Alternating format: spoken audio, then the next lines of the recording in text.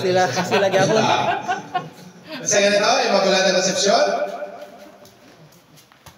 Putli nga pagkanapon. No? Immaculada, Putli Concepcion means pagkanapon. Isa may panapunan eh. Maria. Isa man eh, Solemnity of Jesus at Solemnity of Mary. Ako na.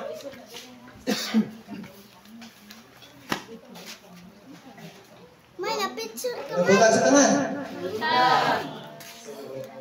Akong topic is all about the primacy of St. Peter o pagkapangulo ni Santo Peter. So, sa dili pa, mabuti sa pagkakila sa mga kung kaya sa ito. Ako si Juan, Ramil Takudlong, taga Barangay Santo Niño. Ramil Takudlong. Taga Barangay Santo Niño ko, inyong patron din eh. So, dili na kayo talayo, kay kauban naman taglungsod. So, ulang, no? So, karon, sabi ko tapos ako mahanuon para mas ma-absorb ko na ito ang tanong bitang pulong sa Ginoo. Sa may akin itong himod. Atong nabiyan na itong nagsanga kasing-kasing sa lutan. Kaya kung sirado mo kung mabayan sa atong party sa lawas, mahimong kawang atong pag-anili. No? So, atong nabiyan.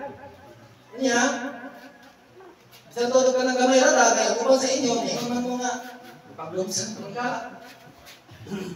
Ha? Asan mo pa? Pa? So, isang todo ka ng rata, pero ingon man si San Mateo, di San Mateo, 18:20, sa inyo niya, nga hain kong duha o tulong ang nagkatigo, tungkol sa atong ngalan, ato akong bad kanila. Nga kay sobrang lagi sa tulong. Nga nagkatigo mo sa tungkol sa ngalan sa inyo. So, klaro kayo na natin yung sa itong tunga, no? Tingnan po siya sa Mateo 22:14, yung sabi yun. Nga, nagkata yung ipagtawag, ang Mateo tayo ang iyang ipili. So, sa katanda sa ipagtawag ni Jesus, nga Panginoon din para paminaw sa iyang tayong pulo, kamu man ang isa, no? So, bilis kayo, no? Kaya kamu man ang isa, no? Kamu ang ditawag sa Ginoo para paminaw sa iyang tayong pulo. So, pakara ito ang Ginoo. Ang ako topic, the primacy of St. Peter. So, sama na.